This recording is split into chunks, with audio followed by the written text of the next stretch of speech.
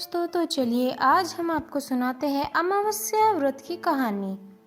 सोमवती अमावस्या व्रत के अनुसार एक नगर में गरीब ब्राह्मण परिवार रहता था।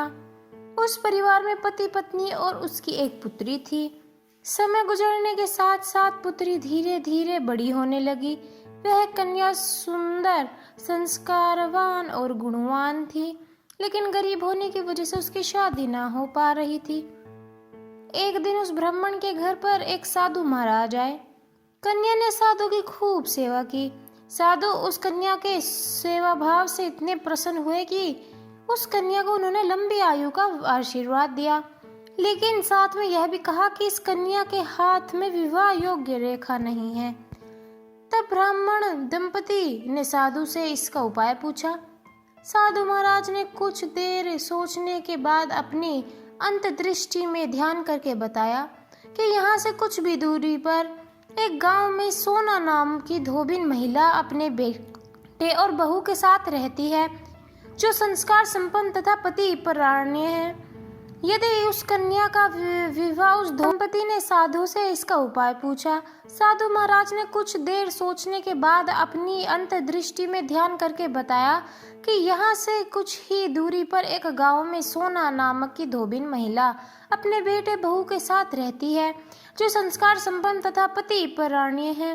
यदि यह कन्या उस धोबिन की सेवा करे और बदले में वह महिला प्रसन्न होकर इसकी शादी में अपने मांग का सिंदूर लगा दे और इसके बाद इस कन्या का विवाह हो जाएगा, तो इससे कन्या का वैद्य रोग नष्ट हो जाएगा।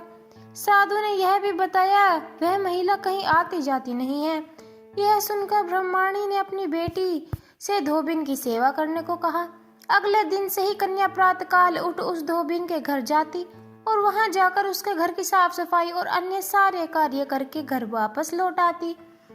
एक दिन धोबिन ने पूछा बहू से कि तुम तो सुबह ही सारे काम कर लेती हो और मुझे पता भी नहीं चलता।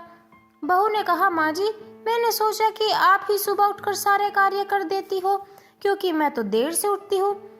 यह सब जानकर दोनों सास बहू अपने घर की निगरानी करने लगी कि आखिर कौन है जो सुबह आकर उनका सारा काम कर जाता है। कई दिनों बाद धोबिन ने देखा कि उनके घर में कन्या मुंह ढके अंधेरे में आती है और सारा काम करने के बाद चली जाती है।